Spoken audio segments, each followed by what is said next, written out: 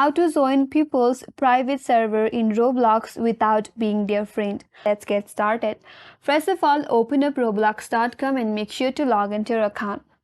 Now once you're logged in and you get to this home page, navigate to search bar and search for any random people. After that, you will get this random people with this name on this interface. From there, choose anyone.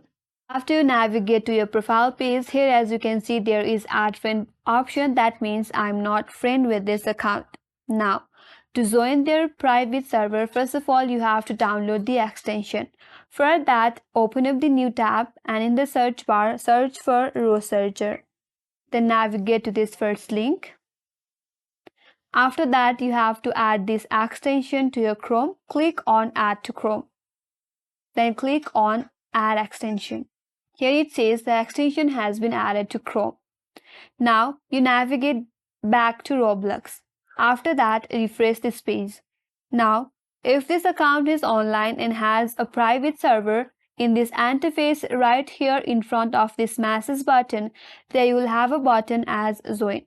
You can simply click on that. After that, you will be able to join the private server of this account.